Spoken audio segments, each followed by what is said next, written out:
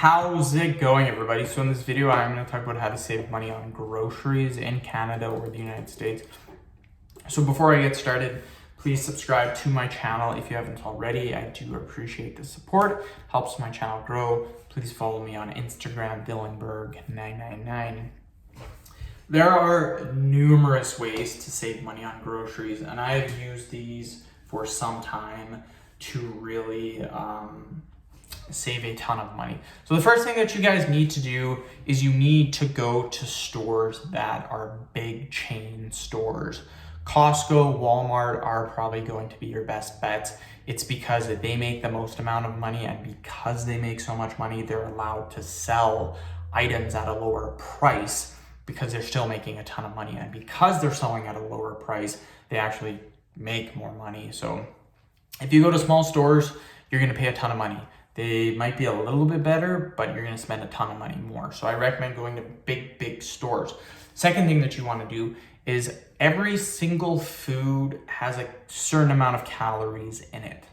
And there are other foods. The thing with feeling full is how much fiber is in a food and how many calories you actually get from that food. You can eat a high calorie meal, but if it doesn't have a lot of fiber, then you're not really gonna be full. So we want a high amount of calories, but we also want a high amount of fiber or a decent amount of fiber for a low price. So I'm gonna give you guys a couple of examples. You can get, and I've seen this before and I've actually bought these before, you can get TV dinners, healthy TV dinners, or food similar to TV dinners, like prepared suppers, if you will, and they come in little packages, and some are actually really healthy for you. So they might have, say, 300 calories in it, and they might cost $5 or $6, and you might be like, hey, that's pretty good for a meal, or that's pretty good for a supper. So you buy, say, 3 of them for a week. That's almost $20, and you're like, I'm gonna have these every other day for supper. So you're like, woo, I pretty good deal. What you could do instead is you could get a can of chickpeas, which is guaranteed is going to be higher in fiber, similar amount of calories, about 250 to 300 calories for half a cup, which is half a can. Going to give you a ton of good complex carbohydrates, good amount of fiber, and loaded with protein. And a can of chickpeas is literally 70 cents. So you can have a meal, and you can add stuff to it. You can add salsa and other stuff to it to make it better, kind of like a hummus. So if you add a few of those things to it, maybe $1 for the meal. So you have $1 for $6. So $20 versus $3. If you have the chickpeas for a meal every other day in a week, that's $3. So $3 versus $20. So that's how you can kind of see the difference.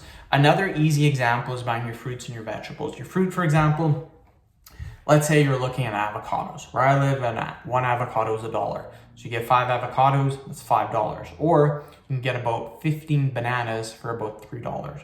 So as you can see, you get a ton of bananas for half the price of 5. So you get 5 avocados, or you can get 15 bananas. They both have similar amount of calories. The avocados will have a little more calories, but again, you're only getting 5 of them. The bananas, you are getting triple the amount for half the price. So bananas are a super cheap fruit to get, and they're something that I really recommend and something that I eat.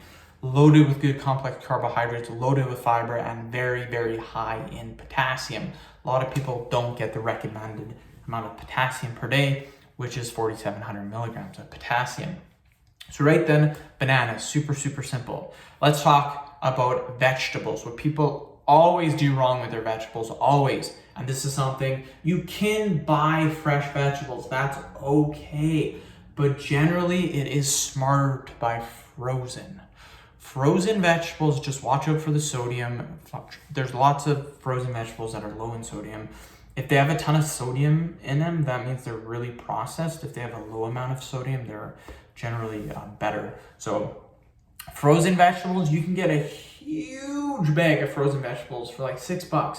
You try to buy the same amount of raw vegetables as that, you're gonna pay like $30 easily. So right then, frozen versus raw or fresh is generally better. On top of that, frozen vegetables will last months. Your raw vegetables, you gotta eat them 2 to 3 days, because the more fresh they are, the faster they're gonna rot. So keep that in mind. Frozen is generally better. And you get the same amount of nutrients, same amount of vitamins. They're just frozen instead. Let's talk about protein source. This is super simple. I recommend canned tuna with low sodium. You can get low sodium canned tuna and ground beef. What a lot of people will do, they'll like salmon. Salmon, for example, you get one fillet of salmon, $35. I never buy salmon because it's so expensive. Another thing, depending where you go, chicken sometimes can be expensive. So for example, you can get, where I go, you can get 0.8 kilograms of chicken for,